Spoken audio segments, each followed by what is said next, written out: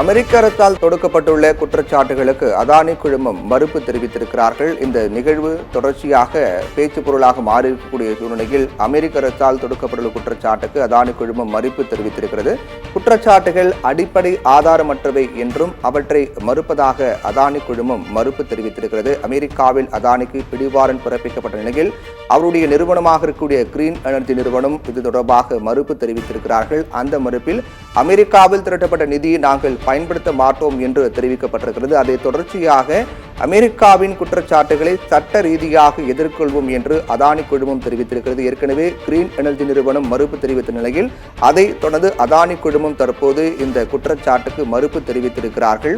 அமெரிக்க அரசால் தொடுக்கப்பட்டுள்ள குற்றச்சாட்டுகளுக்கு அதானி குழுமம் மறுப்பு தெரிவித்திருக்கிறார்கள்.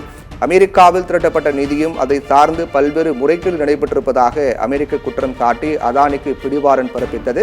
இந்த நிலையில் இந்த பிடிவாரண்ட் தொடர்பாக சர்ச்சை ஏற்படுத்திய நிலையில் இது தொடர்பாக அதானியினுடைய நிறுவனமாக இருக்கக்கூடிய கிரீன் எனர்ஜி நிறுவனம் மறுப்பு தெரிவித்தார்கள். அந்த மறுப்பில் அமெரிக்காவில் திரட்டப்பட்ட நிதியை தாங்கள் பயன்படுத்தப் போவதில்லை என்று குறிப்பிட்டிருந்தார்கள். அதைத் தொடர்ந்து தற்போது அதானி குழுமமும் இந்த மறுப்பை பதிவு செய்திருக்கிறார்கள். அமெரிக்காவின் குற்றச்சாட்டுகள் அடிப்படை ஆதாரமற்றவை என்றும் சட்ட ரீதியாக தாங்கள் அதை எதிர்கொள்வோம் என்றும் அதானி குழுமம் தெரிவித்திருக்கிறது.